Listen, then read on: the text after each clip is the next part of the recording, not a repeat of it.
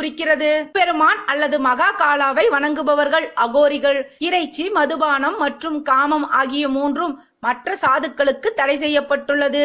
ஆனால் அகோரிகளுக்கோ இந்த உலகமே நடைமுறைப்படி வேறுபட்டதாகும். மாமிசம் சாப்பிடுவது அனைத்தையும் சாப்பிடுவதற்கு இணையாகும். அனைத்தும் ஒன்று என்பதால் வரம்பென்பதே கிடையாது. அனைத்தையும் உண்ணுவதால் அனைத்திலும் உள்ள ஒற்றுமையை பற்றியும் வித்தியாசப்படுதலை பற்றியும் நீக்குவதை பற்றியும் அவர்களுக்கு விழிப்புணர்வு கிடைக்கும். அதனால்தான் மனித மாமிசத்தையும் அவர்கள் உட்கொள்கின்றனர். இதுபோக சிலரோ இறந்த சடலத்துடன் உடலுறவு கொள்ளும் பழக்கத்தையும் சில அகோரிகள் கொண்டுள்ளனர். அவர்கள் மதுபானமும் குடிப்பார். பூஜை நேரத்தில் அதனை கடவுளுக்கும் படைப்பார்கள். 10 மகா வித்யாக்களில் ஒருவரான காளி அல்லது தாராவால் தன்னுடைய தெய்வீக சக்திகளுடன் அகோரிகளுக்கு அருளளிக்க முடியும். துமாவதி, பகலமுகி மற்றும் பைரவி ஆகிய வடிவங்களில் இந்த கடவுள்களை வணங்குகின்றனர். மகா கால், பைரவர் மற்றும் வீரபத்திரர் போன்ற